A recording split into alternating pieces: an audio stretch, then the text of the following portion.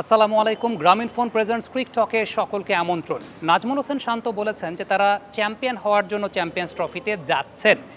আপাত দৃষ্টিতে সেটা আসলে সম্ভব কিনা সেই ডিবেটের জায়গা পড়ে। তবে একজন ক্যাপ্টেন তিনি তো এই নেচারেরই থাকবেন, বা একজন ক্যাপ্টেন এরকম কথাই বলবেন যে ওকে, আমরা একটা চ্যাম্পিয়ন্স ট্রফিতে যাচ্ছি, আমরা তো নিশ্চয়ই ঘোড়ার ঘাস কাটতে যাচ্ছি না, আমরা চ্যাম্পিয়ন হতে যাচ্ছি। আমার কাছে মনে হয় এই পজিটিভ অ্যাটিটিউডটার জন্য নাজমুল শান্তকে একটা ধন্যবাদ জানাতে হয়। তবে বাস্তবতার জায়গাটা অবশ্যই ভিন্ন। সেটা বাস্তবতার জায়গাটা আপনি আমরা সবাই জানি যে বাংলাদেশের এই ওয়ানডে টিমটার যে কারেন্ট কন্ডিশনটা আছে, বা ওয়ানডে টিমটার যে কন্ডিশন, চ্যাম্পিয়ন হওয়ার মতো এবিলিটির জায়গাটা আসলে খুব বেশি নাই, সেটা বাস্তবতার জায়গা। তবে দ্বিতীয় রাউন্ডে যাওয়ার কি ক্যাপাবিলিটি নাই? আমি মনে করি যে দ্বিতীয় রাউন্ডে যাওয়ার ক্যাপাবিলিটির জায়গাটা আছে, ডেফিনেটলি সেই ক্যাপাবিলিটির জায়গাটা আছে। বাট বড় টুর্নামেন্ট চ্যাম্পিয়ন হওয়ার মতো ক্যাপাবিলিটি, সেই চ্যাম্পিয়ন নেচারের জায়গাটা, সেটা বাস্তবতার নিরিখে আমাদেরকে বলতে হবে যে না, ওই আশাটা অন্তত আমি করি না যে ওকে বাংলাদেশ চ্যাম্পিয়ন হবে। তবে এই আশাটা অবশ্যই করে বাংলাদেশ দ্বিতীয় রাউন্ডে যাবে। প্রথমত দুবাইতে ইন্ডিয়ার এগেনস্টে যে ম্যাচটা, দুবাইয়ের ভেন্যুর পার্সপেক্টিভ থেকে আমরা যেটা জানি যে বাংলাদেশের উইক গেটটা আসলে কোথায় এই টুর্নামেন্টে। বাংলাদেশের বোলিংয়ের উইক গেটের জায়গাটা হচ্ছে বাংলাদেশের স্পিনাররা।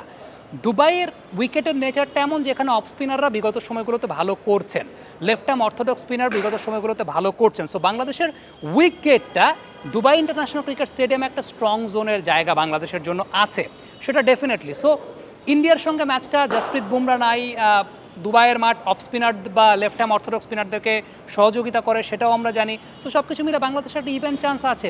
মনোবল থাকলে, আস্থা থাকলে অন আ গিভেন ডে আপনি যে কোনো প্রতিপক্ষকে হারাতে পারেন।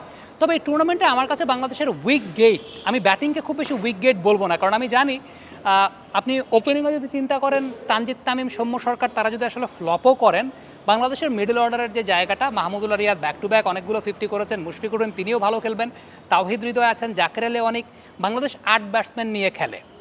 এই জায়গাটাই আমার কাছে মনে হয় যে বাংলাদেশের সবচেয়ে বড় দুর্বলতার জায়গা, যে বাংলাদেশ 8 ব্যাটসম্যান নিয়ে খেলছে, শর্ট পড়ে যায় বাংলাদেশের বোলিংয়ে কেন শর্ট পড়ে যায়? বর্তমানে ওয়ানডে ক্রিকেটের ষষ্ঠ বোলিং অপশনটা খুবই গুরুত্বপূর্ণ, বাংলাদেশের ষষ্ঠ বোলিং অপশনটা নাই। মাহমুদুল্লাহ রিয়াদ নিয়মিত বোলিং করেন না, নাজমুল শান্ত বা সৌম্য সরকার, তাদেরকেও আপনি আসলে এরকম ষষ্ঠ বোলার বলতে পারবেন না। কারণটা হচ্ছে ষষ্ঠ বোলারটাও একটা প্রমিনেন্ট বোলার প্রয়োজন হয় যে কোনো দেশের ক্রিকেটের জন্য, এটা আমার কাছে ব্যক্তিগতভাবে মনে হয়। এই জায়গাটায় বাংলাদেশের একটা উইকেট আছে। ইভেন বাংলাদেশের ফিফথ বোলিং অপশনটাও, যেটা মেহেদী হাসান মিরাজকে আমরা সাদা বলের ক্রিকেটে নাওয়াডেজ ওইভাবে সাকসেসফুল হতে দেখছি না।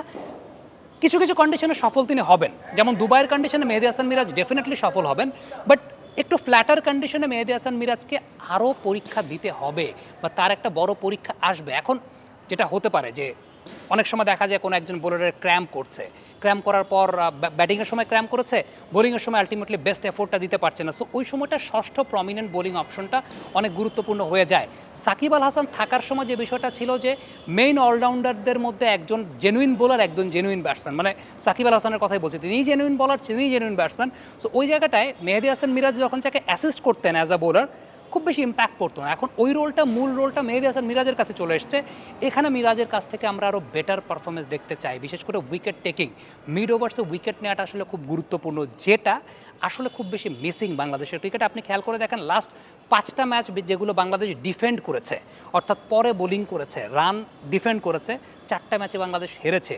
সো উইকেট আমার কাছে ব্যাটিংয়ের চাইতেও বড় উইকেট আমার কাছে যেটা মনে হয় ব্যক্তিগতভাবে, বাংলাদেশের spin bowling unit. Pace bowling unit মাশাআল্লাহ আমার কাছে মনে হয় they will do their job. প্রবলেমের জায়গাটা হচ্ছে স্পিন বোলিং ইউনিট, যেটা এরকম বড় টুর্নামেন্টে বা একটু ফ্ল্যাটার কন্ডিশনে একটু অ্যাটাকিং স্পিন বোলিংটা খুব গুরুত্বপূর্ণ। অ্যাটাকিং স্পিন বোলিং বলতে হচ্ছে মিড ওভার্সে উইকেট পারচেস করার যে জায়গাটা, সেটা খুব বেশি মাত্রায় গুরুত্বপূর্ণ, যেটা বাংলাদেশের আসলে একটা উইক জোনের জায়গা আছে। মিরাজকে আমি বিপিএলের মঞ্চে যেরকম সাহসী বোলিং করতে দেখেছি, আই উড এক্সপেক্ট মিরাজ ওইরকম সাহসী বোলিং করবেন, রাদার দেন একটু দূরে দূরে ডিফেন্সিভ নেচারের বোলিংয়ের চাইতে। অনেক সময় দেখা যায় যে আপনি সামনে একটু রান কনসিড করছেন, বাট দিন শেষে মিড ওভার্সে উইকেট পারচেস করাটা খুব গুরুত্বপূর্ণ, যেটা বাংলাদেশের একটা উইকেটের জায়গা আছে। আমার কাছে মনে হয় যে বাংলাদেশ যদি তাদের স্পিন বোলিংয়ের ঘাটতিটা পুষিয়ে নিতে পারে, তাহলে সেটা সেকেন্ড রাউন্ডে যাওয়ার জন্য অনেক বেশি মাত্রায় বাংলাদেশ এগিয়ে থাকবে। সো চ্যাম্পিয়ন হওয়ার জায়গাটা, সেটা আমি কখনোই অবাস্তব স্বপ্ন বা অলীক স্বপ্ন দেখবো না, বাট বাস্তবতার জায়গা থেকে বাংলাদেশ সেকেন্ড রাউন্ডে যেতে পারে, সেই স্বপ্ন আমি দেখতেই পারি। আমার কাছে মনে হয় যে this is very much possible. Cricket এমন একটা খেলা যেখানে আসলে আপনি কাগজে কলমের জায়গা থেকে সবসময় বলতে পারবেন না। কমেন্ট বক্সে আপনাদের মন্তব্য, মতামত জানতে চাই।